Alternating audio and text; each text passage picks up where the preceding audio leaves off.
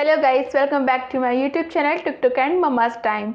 आज हम जानेंगे कि सी सेक्शन के बाद आपको कौन सी सावधानियां बरतनी है और कौन सी गलती नहीं करनी है। तो चलिए शुरू करते हैं आज की वीडियो। सबसे पहली बात आपको ये ध्यान रखनी है कि शुरुआत के 1.25 महीने जो होते हैं सी सेक्शन डिलीवरी के बाद, उसमें आपको क्या करना है, कॉन्स्टिपेशन नहीं होने देना है। अगर कब्ज आपको होती है तो आपके जो टाँके होते हैं वो खुलने के चांसेस होते हैं और उसमें दर्द भी हो सकता है। इसलिए आपको वेजिटेबल्स लेनी है, सूप लेना है, जिससे कि आपको कॉन्स्टिपेशन ना हो और आपके स्टिचेस में कोई भी अफेक्ट ना करे। सेकंड बात का आपको ये ध्यान रखना है कि आपको यूरिन भी कभी होल्ड नहीं करना है। आपको जैसे अगर यूरिन आ रहा है तो उसको तुरंत चले जाना है, यूरिन रोकने की कोशिश नहीं करनी है, क्योंकि जिस कारण क्या हो सकता है, टाँकों में प्रेशर पड़ सकता है और उसमें दिक्कत आ सकती है।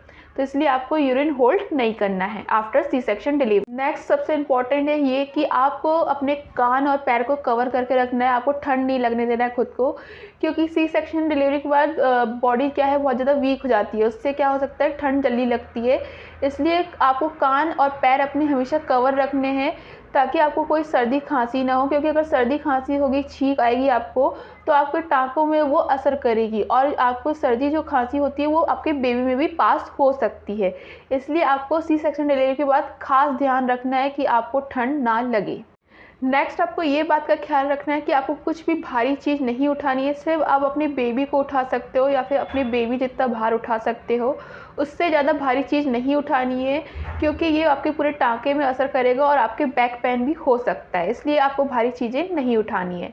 नेक्स्ट आपको इस बात का ख्याल रखना है कि आपको झुकना नहीं है, बैंड नहीं होना है। अगर कुछ भी चीज़ उठानी है तो आपको नी के सहारे से उठानी है। आपको नी के और बैठना है, फिर उठाना है। आपको डायरेक्ट बैंड नहीं होना है। पहले आप अपने नी का सहारा लेके बैठिए, फिर चीज़ उठाइए। आपको डायरेक्ट बैंड नहीं होना है। इससे क्या हो सकता है, आपके टाँकों में असर पड़ सकता है और कमर दर्द हो सकता है। नेक्स्ट आपको इस बात का ख्याल रखना है कि आपको सीढ़ी उतरना चढ़ना नहीं है। आप एक्टिव रह सकते हैं, अपने रूम में ही 15 या 10 मिनट की वॉक कर सकते हैं, मगर आपको सीढ़ी उतरना चढ़ना नहीं है। इससे आपके स्टिचेस में असर कर सकता है।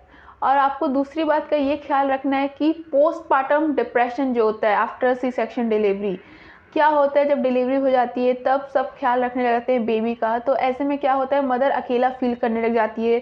कभी कभी वो ब्रेस्ट फीडिंग नहीं करवा पाती अपनी बेबी को, तो उस कारण भी उनको बहुत ज़्यादा स्ट्रेस हो जाता है, जिस कारण क्या होता है, पोस्टपार्टम डिप्रेशन होता है।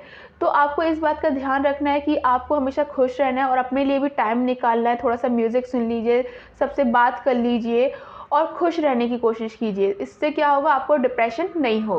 एक और इम्पॉर्टेंट बात यह है कि आपको अपने स्टिचेस का ख्याल रखना है। वो कैसे रखना है कि जो इंटरनल स्टिचेस रहते हैं वो 3 महीने से ज़्यादा या फिर 3 महीना का टाइम लेते हैं हील होने के लिए, मगर जो आप एक्सटर्नल जो रहते हैं, बाहरी तौर से जो स्टिचेस रहते हैं, वो 1.25 महीने में ठीक हो जाती है। मगर उसको आपको कैसे केयर करना है, आपको ऐसे केयर करना है कि आपको उसको साफ़ सुथरा रखना है। आपके डॉक्टर एक एंटीबायोटिक पाउडर या फिर क्रीम देते हैं, आपको उसको रेगुलरली अप्लाई करना है ताकि इसमें कोई भी इन्फेक्शन ना हो।